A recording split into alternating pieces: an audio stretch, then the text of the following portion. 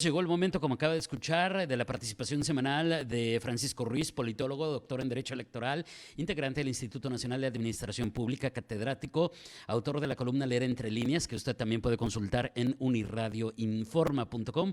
Usted encuentra a Francisco Ruiz en redes sociales como FRuizMX. Francisco, ¿cómo estás? Muy buenos días. Buenos días, estimado David, pues ya saludándote desde tierras tijuanenses de nueva cuenta, recibido por un poco de frío, pero pues de regreso de la capital después de una bastante productiva e interesante visita por allá. Bienvenido de regreso, que además es fantástico de entrada viajar, aunque sea de trabajo, aunque sea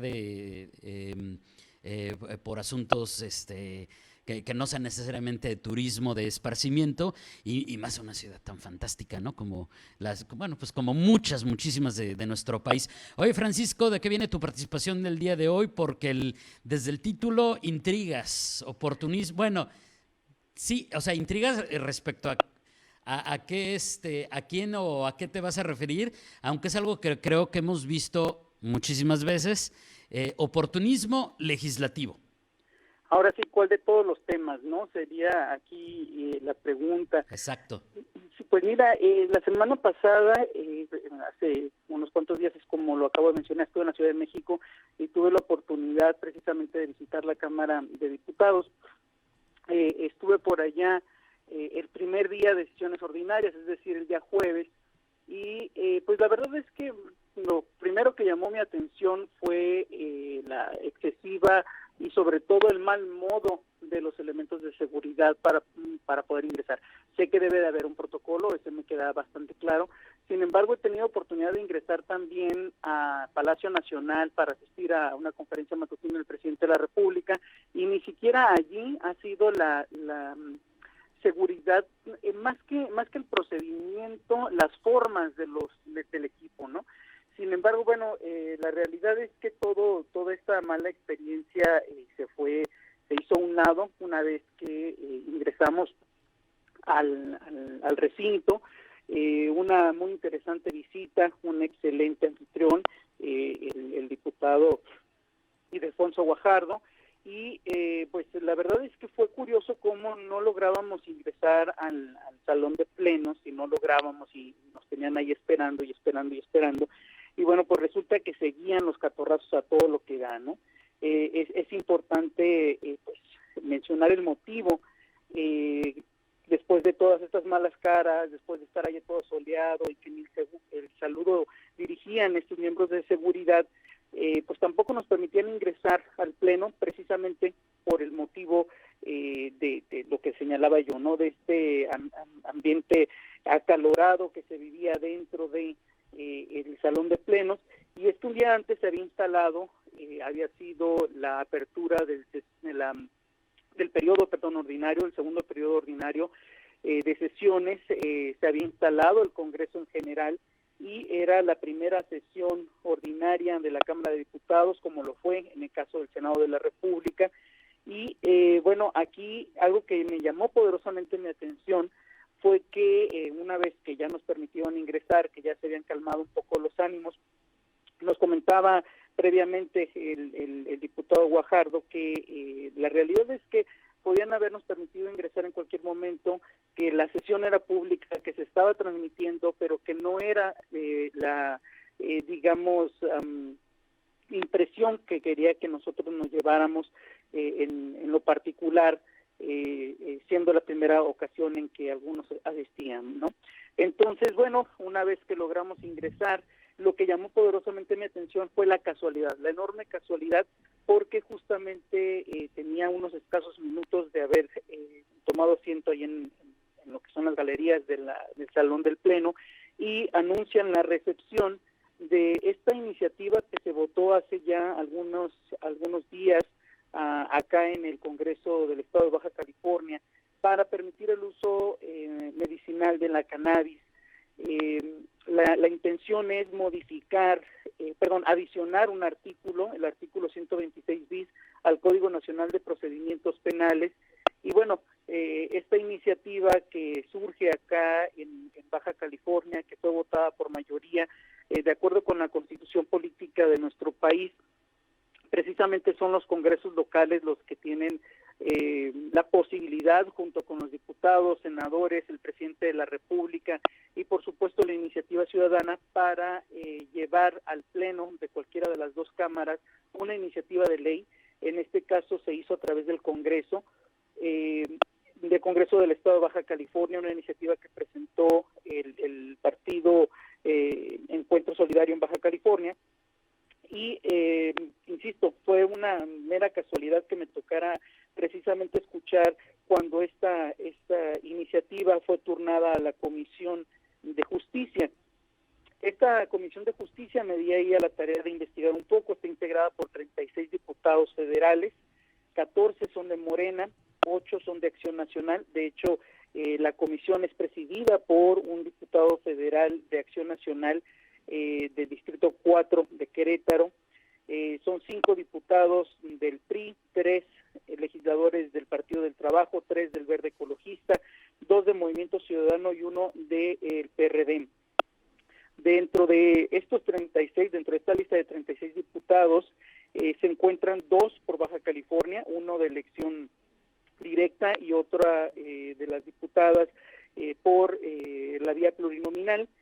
Y bueno, pues ahora habrá que estar pendiente de la decisión que tome la Comisión de Justicia. Se requieren de 19 de los 36 votos para que esta sea posteriormente votada en el Pleno y luego sea enviada a la Cámara Revisora, que en este caso será el Senado de la República. Pero bueno, fue algo por demás interesante. El encuentro se llevó dentro del marco o previo a la conmemoración del 5 de febrero de 1917, es decir, al 106 aniversario de la promulgación de la Constitución que actualmente nos rige. Así que hubo una serie de participaciones, de posicionamientos por un representante de cada bancada.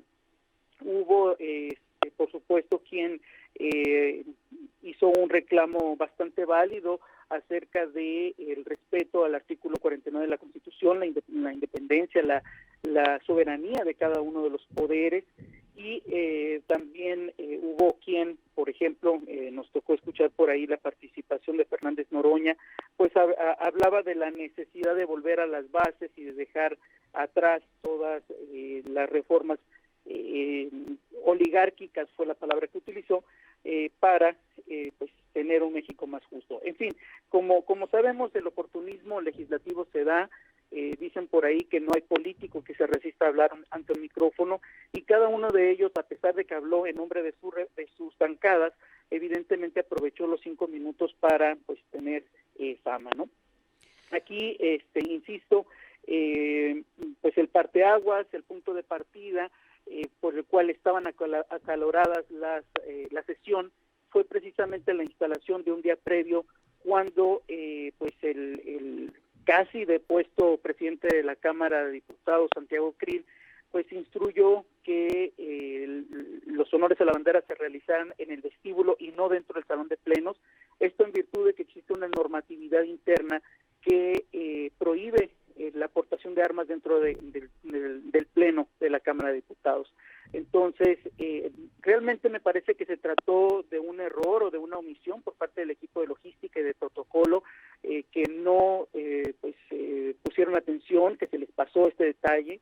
Evidentemente, pues en el caso del presidente de la Cámara de Diputados se ve obligado a atender lo dispuesto en la ley, pero también tenemos una situación muy importante, ¿no? Que obviamente el bloque opositor dentro de la Cámara, que es integrado por Morena, PT y Verde Ecologista, en este caso no opositor como desde la perspectiva de la geometría política, sino opositor a la alianza tradicional que van a encabezar los partidos más antiguos de México, pues aprovechó la oportunidad, aprovechó para incluso pedir la cabeza del presidente, del presidente de la Cámara, me refiero a Santiago Krill, derivado de esta decisión que tomó, ¿no?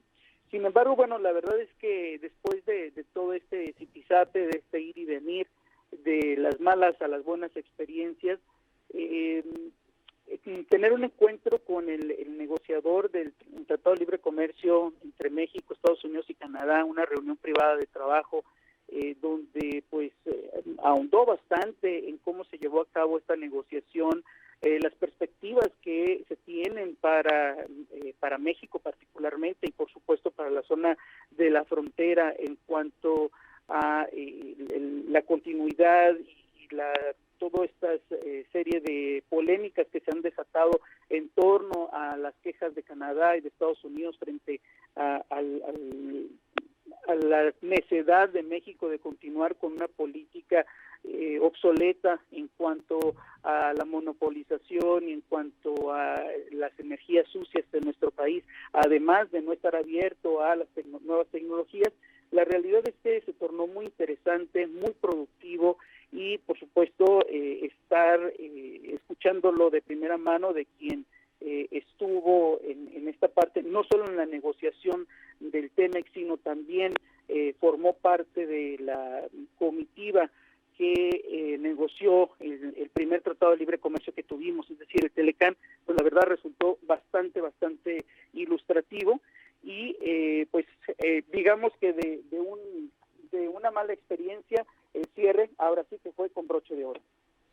Oye, y está súper interesante porque, como bien dejas entrever, pues, si bien por un lado podemos hablar de los asuntos,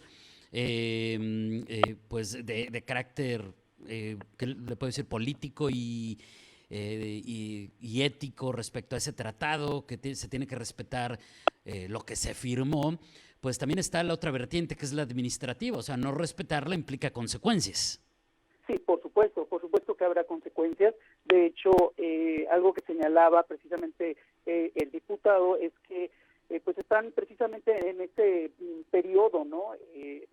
Ahora sí que están evaluando cuáles son las alternativas que ofrecerá México para subsanar esas situaciones administrativas, como bien llamas, o pues recordemos que todo tratado internacional, no solo de libre comercio, sino que todo tratado internacional cuenta con un procedimiento para ya sea suspensión o la eliminación definitiva, ¿no? Que esperemos que esto obviamente no se dé, a nadie le beneficiaría, incluso se verían perjudicados las otras dos partes. Sin embargo, pues no hay que perderlo de vista.